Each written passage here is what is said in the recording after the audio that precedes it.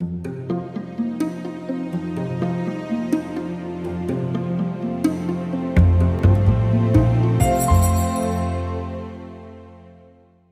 Donald, and I'm really looking forward to speaking to you this afternoon. First, congratulations on this fantastic new role you've got. You're now the Professor of Child and Family Social Work and the Director of Cascade. So do you want to tell us a little bit about that role and also what Cascade is? Sure, and thank you for agreeing to interview me, Isabelle. So as of January this year, I've taken on that role at Cardiff University. Cascade was set up by Sally Holland, who was Professor of Child and Family Social Work before me. She's now the Children's Commissioner in Wales.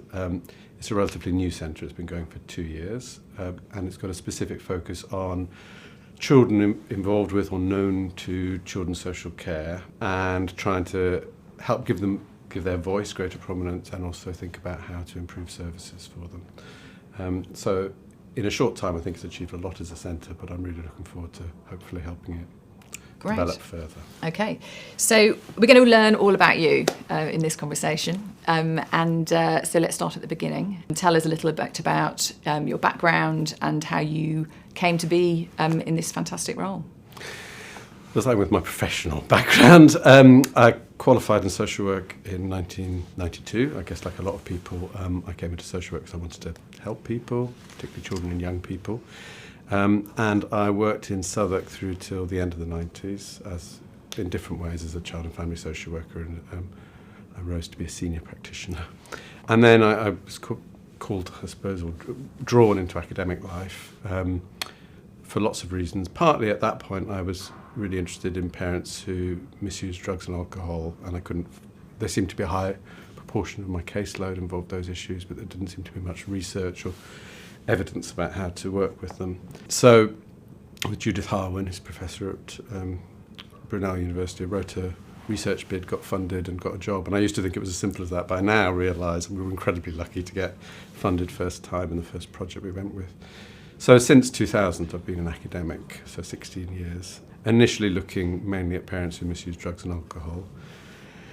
But I suppose one of the things I learned from that work was, whether you're looking at assessment or how to help people, what broadly speaking works with people who misuse drugs and alcohol works with other people. So I've become more interested more generally in what works in children's services.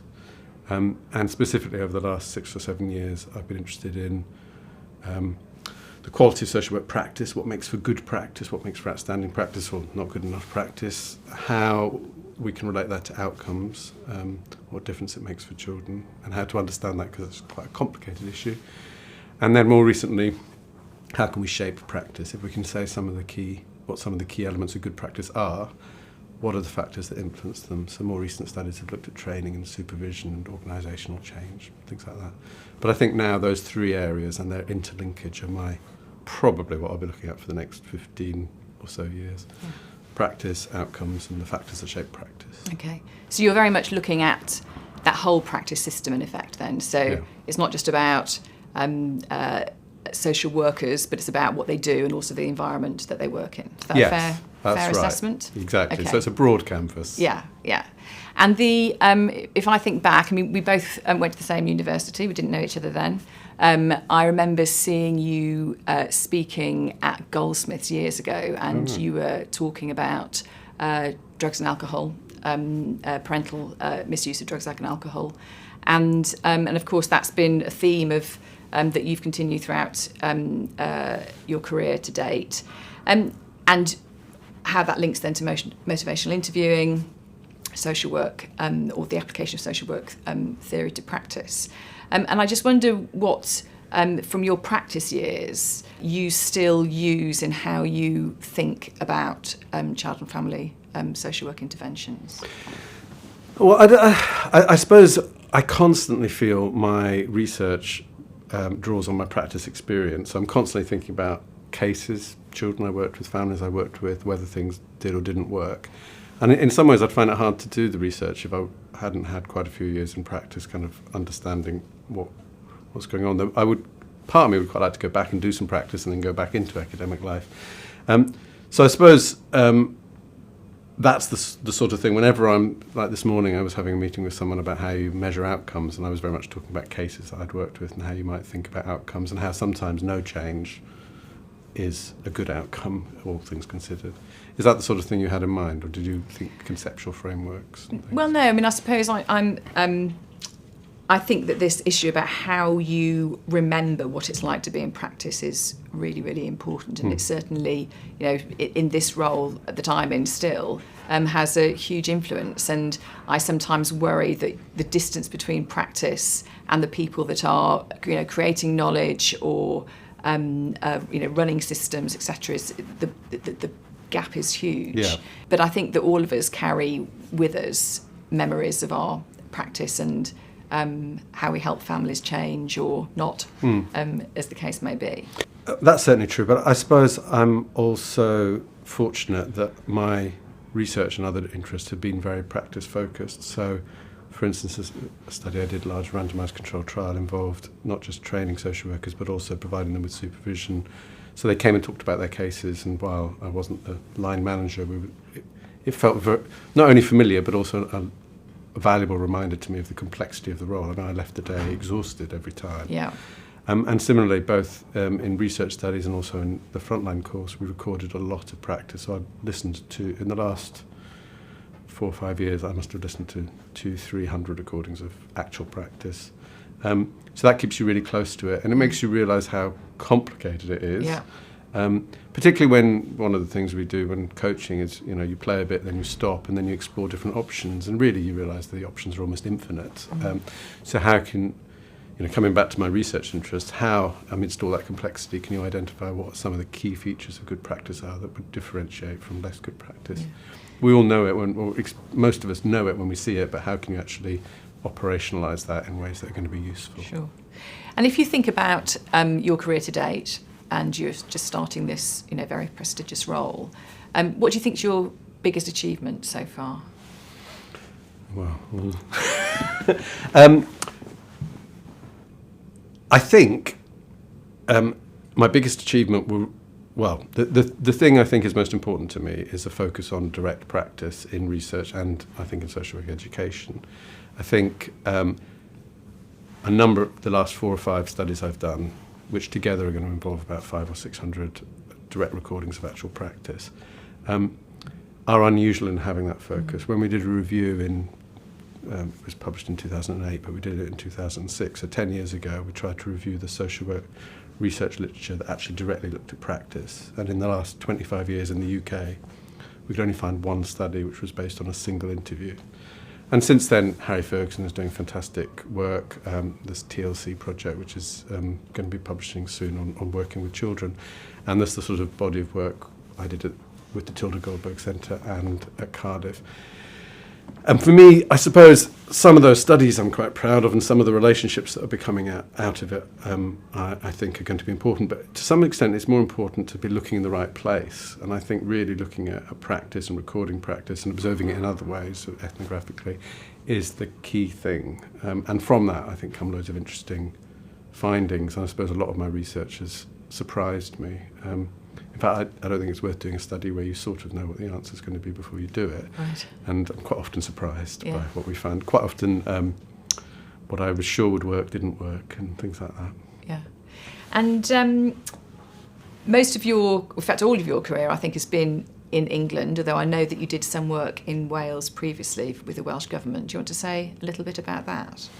Yeah, I did some work with the Welsh Government and also funded by Alcohol Research UK, which initially looked at a service called Option 2, which was what Americans might call an intensive family preservation service. So it worked with families where there was a likelihood that children might come into care, where there was also drug or alcohol issues, and it provided really intensive whole family intervention. And my evaluation, or both evaluations, were really to see whether that succeeded in stopping children coming into care. And, the short answer, it didn't work for all children. Some children still had to come into care. People thought the quality of the service was very good, but it also did stop a proportion of children coming into care and was therefore kind of cost effective. And the Welsh Government, that then contributed to them setting up intensive family support teams, which have been feature of service provision, which tried to do something similar, bringing together multi-agency teams to work more intensively with families. And using motivational interviewing, or? Yeah, so motivational interviewing was a kind of core communication style within that. And motivational interviewing is something that's featured, as you know, in a number of my studies. And I guess that's, as I became interested in the world of substance misuse, and my first study suggested social workers were really struggling with it. They didn't know how to work with the denial and minimisation they were experiencing. They often felt they were just waiting for something to go wrong. And sometimes it obviously did, which was terrible for the children. So I sort of went to the world of substance misuse to try to get answers, both methodologically, and having looked at the way they do research, I think there are ways that they do research which have influenced me, such as randomised controlled trials, but also thinking about effective ways of working with people. And motivational interviewing is a kind of counselling or communication style, which grows out of sort of Rogerian approaches of humanistic psychology, but it's more directive. And it's got it pays a lot of attention to understanding that resistance is kind of understandable. And in child protection, if you can't understand why someone might be non-cooperative initially, well, you must understand that to do the work, really. But it thinks about how to overcome that and develop more effective helping relationships. So quite a lot of my studies have looked at that. I think one of the really interesting things about your work and what I've seen unfold over the last few years is your willingness to, well, you've said it really, your willingness to adapt to what your original position. So, and I think that's been really interesting in the work that you've done in one of the London authorities that you've been recently involved in, and starting out thinking that motivational interviewing would make the difference, and then actually through your research discovering that it didn't on its own, and that there were certain adjustments that needed to be made. Do you want to say a bit about that? Yeah, I'd love to. So we did a fairly large randomised controlled trial of training in motivational interviewing. So the training package was over 10 weeks, 4 days of training actually, and then weekly supervision, which I provided. And half the social work, a randomised controlled trial means half the social workers got that, half didn't, and then we randomised families to either get a worker who'd had the training or a worker who hadn't. And the findings from that we're just submitting, and they should be published about next year. But to cut a long story short, we did find a difference in practice between the two groups, but it was despite the fact I spent 10 weeks almost solidly doing it, and I really felt it made a difference. The difference was fairly small. Yeah, interesting. And then when you looked at outcomes, there was virtually no difference because the difference in practice skills was so little. But even worse than that, I had a dark night of the soul when I looked at the fact that the skills that we were measuring, things like empathy and purposefulness, didn't seem to have much of a link to outcomes generally across the board, which obviously leads you to the question, what's the point of social work if it's not making any difference? But when we further analysed it, what we found was that a high proportion of the families were actually receiving fairly minimal service, in that there was a process of assessment and closure after 1, 2, 3, 4, 5 visits. Once you looked at families that had 10 or more visits, you were finding quite strong links between skills and outcomes, firstly because those families had real problems, so there was something that needed to change, and secondly, some of those skills like empathy and purposefulness are, I think, really important in shaping practice. So we're exploring those further. But the impact of training wasn't as much as I thought it was going to be. And the impact of direct practice skills is only one part of a picture of what good practice is. It needs to be seen in the context of assessment and decision making. Yeah. So really what you're describing is, again, that sort of iterative process of learning a little and then having to build on that, and it takes a long time. So is this something that you're going to pursue in your current career? And I should say, role? I then pitched with Islington Council to the Innovation Board, and you were there. We said we were building on a firm foundation of failure, in that we wanted to explore feedback and feeding back and coaching processes, feeding back to the service as a whole and feeding back to the social workers. And so now we're in the midst of a project trying to do that. And again, I mean, it's too early to know what the results are, but my guess is it makes a bit of a difference, but it's not enough on its own. So it's like a piece of a jigsaw puzzle about how you change practice, but it's not. And so what's your current hypothesis then about what does change practice, or what really impacts on families? Well, yeah. So starting off with what really impacts on families, I think the quality of practice and the intensity of the service they receive are crucial. Whether they've actually got a significant problem is crucial. Yeah. And then there's a whole load of other stuff. But some elements of key elements of really good practice are about an empathic, collaborative relationship that nonetheless marries a sense of purposefulness and an ability to use authority well. One of the things that was quite clear finding, which I'm pleased about, is that we measure things that are more about the sort of empathic, caring side and stuff that's more about the use of authority and clarity about concerns. But they're actually quite strongly positively correlated. So it's not a matter of you get some social workers who are being nice and some who are nasty. I think it's more that you get higher skill or lower skill, because skillful social workers are able to be clear about why they're there, but they do it in a collaborative, empathic manner. Yeah. So tell me what you want to achieve in this new role of yours. Well, the ultimate aim of this centre, as the Goldberg Centre, where I was previously, is to make a difference to social work, to the services that children, or beyond social work, the services that children and families experience. And there's a whole bunch of things we need to do to achieve that. A key part of my role is supporting others to become leaders and other areas that I'm not directly taking charge of. So we've got a developing profile around child sexual exploitation. We've already got, I think, a track record for involving children and young people and giving them a voice. And there are other areas like restorative approaches and such like that I think we will be developing. Plus, I think we need to be really thinking about how to... we use the word disseminate or impact. I don't really like either of them because they're a bit of a one-way street. My experience is the building up relationships where you are having conversations with policymakers or practitioners or those who experience services is the best way, both of making a difference, but also making sure that your research is valid and kind of speaks to people. So that's all part of my role. And then there'll be my kind of research interests. And they are many and varied at the moment.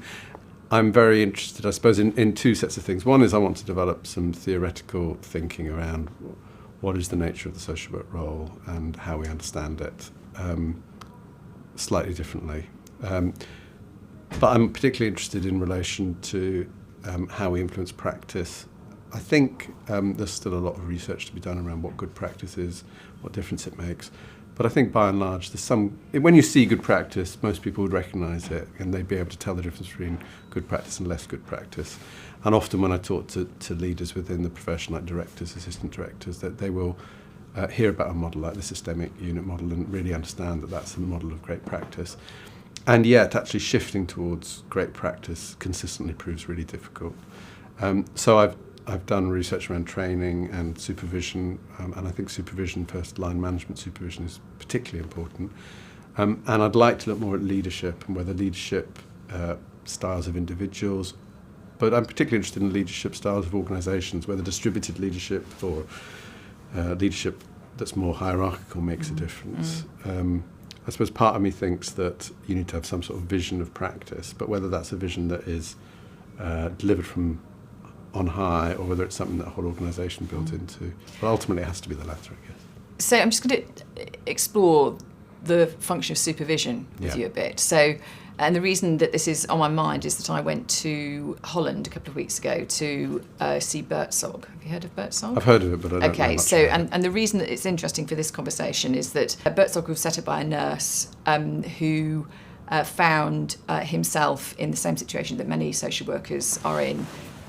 Huge bureaucracy, not much practice, just told what to do by other people, and very little sort of professional autonomy or use of professional judgment.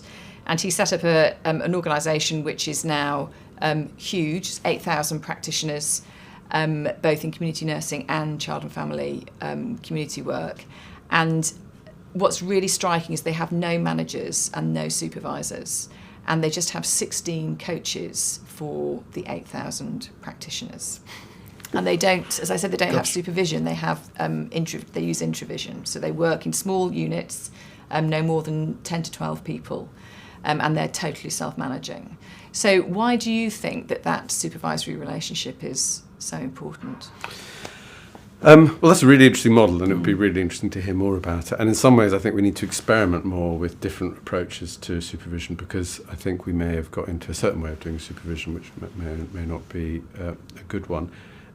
I suppose we've just completed a bit of research where we directly observed 24 supervision sessions, and it really struck me how similar they were to one another, and how much they reminded me of the way I was supervised and the way I supervised, I guess. So part of me feels like what we were seeing may be the kind of common way that supervision happens in children's services, and it involved hello, how are you, identifying the key cases that were to be discussed. Then when you were discussing a case, we thought there were sort of 3 stages. There was what we called a verbal deluge from the social worker, which was a lot of very descriptive stuff. I visited at this point, I did this, I did that, I did this.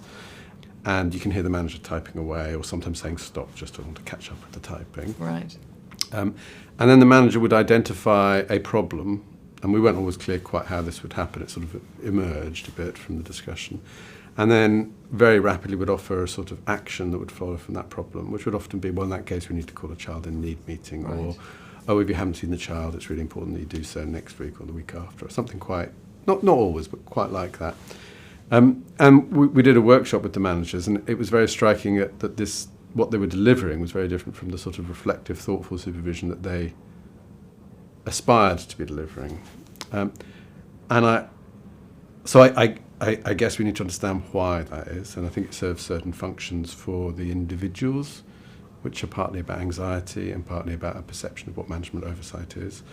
And it's partly about the way wider pressures shape children's services, and particularly what the perception is that Ofsted need, and a particular focus on things have to be written down. So everything has to be written down. Sure.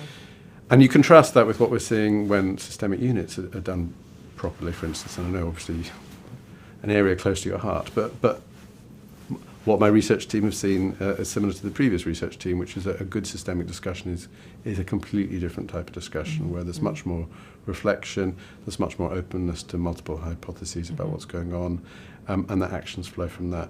And one of the interesting things I found is we did a workshop with these managers. We offered some other ways of using hypotheses and formulations.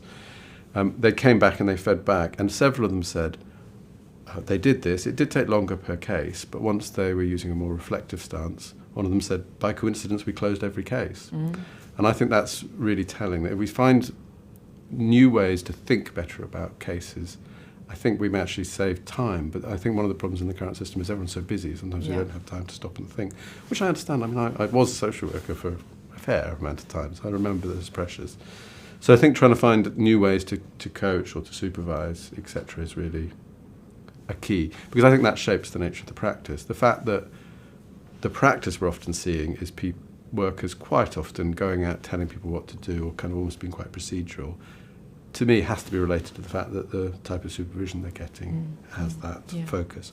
So if we can move to supervision that focus more on why are we doing what we're doing and how are we going to do it, I think you'll get a better quality of practice.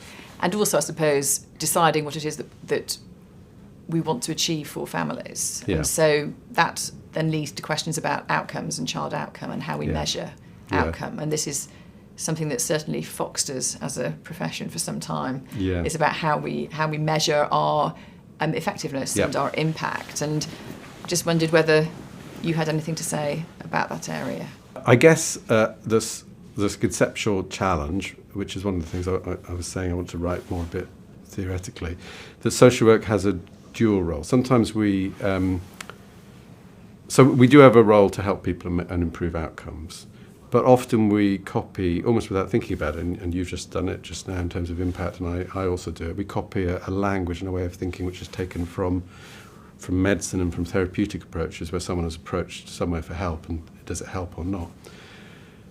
And there's an element of that for social work, that, meeting the needs of children who are in need, reducing the need for reducing the likelihood of significant harm is part of our remit. But there's a secondary thing which is about really having minimal state involvement in families unless they want it. that's a different set of things to measure against. That's about whether we're being respectful, humane, and proportionate in our involvement in families. And that's not something that will necessarily affect outcomes, but it's nonetheless, to me, quite an important thing that we haven't looked at enough. So I think we need to it makes it more complicated to evaluate than, say, a therapeutic setting, because you can have great social work that doesn't necessarily always make a difference. It may be about making a decision that we don't need to be involved with this family or what have you.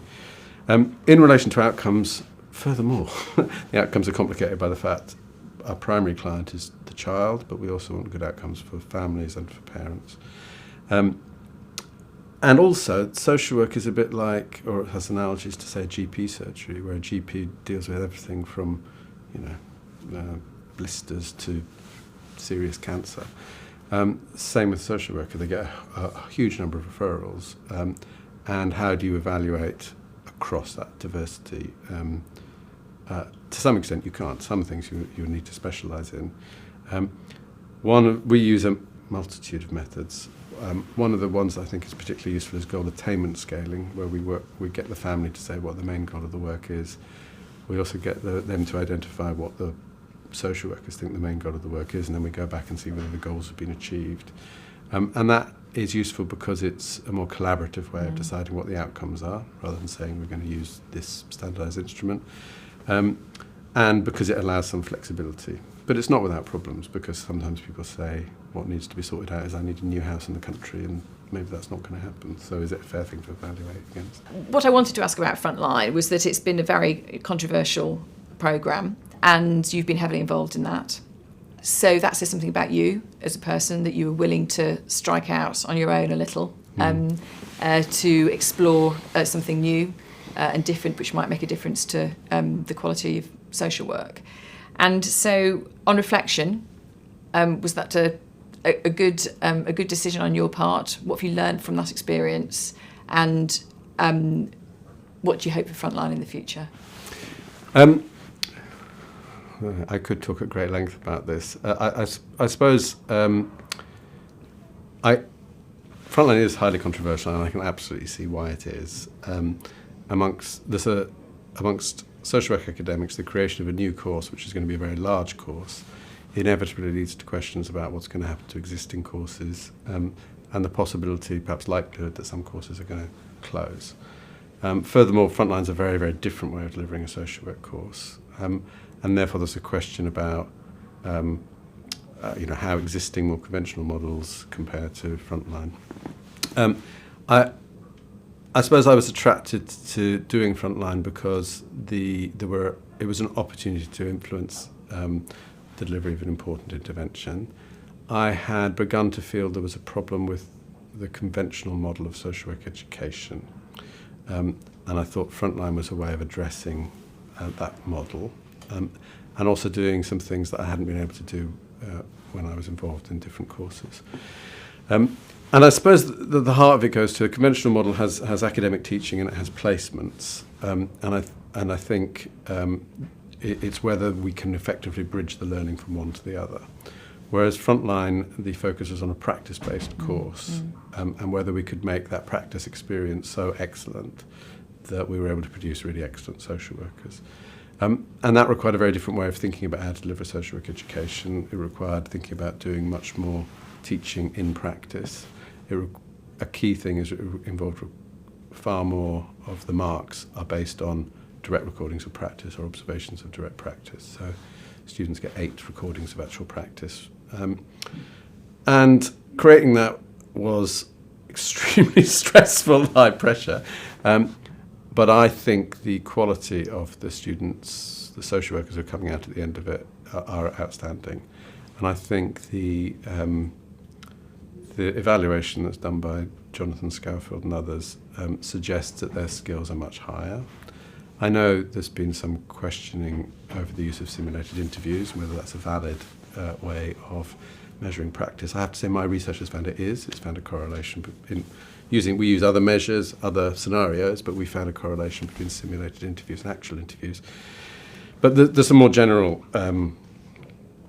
point to make about the evaluation, which is it is possible that it's failed to it falsely identified excellent practice in frontline students for various methodological reasons. But there is another possible explanation, which is it successfully identified some really, really good, high-quality practitioners coming out of frontline. And I suspect that's the case. What I hope is that will provide a contribution to how we think about how to do social work education. I don't think frontline is the only or the best way to do social work, of course. I personally wouldn't. There's lots of things I would do differently, but I think what frontline does really well is it focuses on delivering really high quality practice learning. And I suppose we're shaped partly by our reading of the evidence, but also partly by our experiences. And I learned how to be a social worker fundamentally in practice. And therefore, for me, the way to create really great social workers is to think about how to shape that practice experience so they become better and better.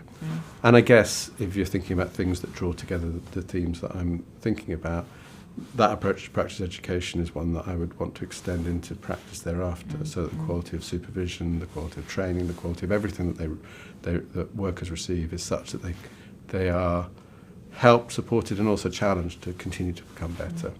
And for me, the thing that ties it all together, the way we educate, the way we research, and also the way we should be supervising and doing other things, is to focus back to practice. Social work, I think it was Andy Pitcairn who first said, it's an invisible trade because it so often happens in people's houses. Yes. And that has been problematic. I think we need to kind of make it less invisible because that's the only way of constantly trying to increase the standards of what's happening.